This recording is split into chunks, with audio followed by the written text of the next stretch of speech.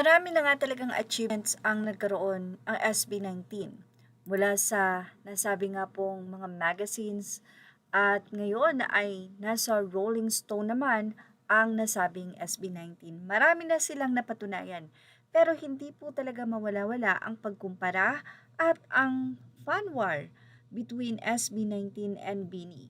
Isa nga po ang ibinahagi ng isang page kung saan makikita doon ang pang-iinsulto ng ilang fans sa nasabing grupo. Sa nasabing mensahe na ito, mababasa natin ang ilang mga mensahe kung saan mula kay JP Esmeralda, sinabi nilang Bini pa talaga, feeling sikat ha.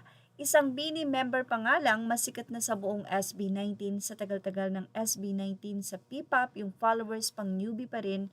So ganito po yung mga sinasabi nila na mga salitang talaga namang bilang isang fans, medyo masasaktan ka. Sa ilang isa, followers na di makonvert sa content attendees hanggang followers lang. Bini renowned Gigi compared to your 9 years old boy group na feeling BTS level and yet still unknown to the general public. That's funny, that's called kadiluluhan. Narito naman ang naging say o sagot ng mga fans sa nasabi nga pong pang-insulto na ito. And your source, sariling utak mo, sino may sabing feeling BTS, halatang clueless ka sa music ng SB19. Wag banat ng banat, walang alam. Bini renowned, delusional ka. Your music icon can't even write or produce a song nakasandal sa management, you're funnier. Unknown to general public, so tingin mo sino ang nanood ng Philippine Arena ang 2 days ng SB19 and SMDC. Your idols can't even feel Philippine Arena and until now di pa sold out ang mga MOA wherever it may be. So who's the general public? I'm sorry, I need to ask you one more time, Bini and who?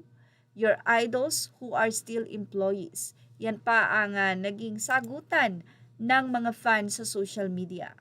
Kahit maraming ang mga matured fans na ang nananawagan sa mga kapwa fans ng mga grupong ito o sikat na grupong ito, ang SB19 at ang Bini, na huwag nang gawin ang ganitong pagiging childish. Ibinahagi natin ang sagutan na ito ng mga fans sa social media hindi para bumuo ng chaos o fan war muli, kundi para sabihin na alam nyo ba na pwedeng dumating ang panahon dahil ang SB19 ay may sariling company at kahit nga ang SB19 ay tumanda na at sila ay mag-retire na sa pagiging SB19 or ang kanilang grupo ay magwakas, wag naman malulungkot ang mga 18, ay mayroon silang 1C. Yun nga yung sinasabi ng SB19 na hindi na sila maghihiwa-hiwalay dahil meron silang baby, ang 1C na kung saan ay pwede nilang i-manage. Habang ang Bini naman ay hawak-hawak ng isang company. Pero alam nyo ba na baka dumating ang panahon na maging 1Z Entertainment ang Bini? Ano sa palagay nyo? Kaya naman, lagi nating iisipin na bilog ang mundo at dapat ay magpakumbaba dahil ang parehong grupo na ito ay nagbibigay ng karangalan sa ating bansa.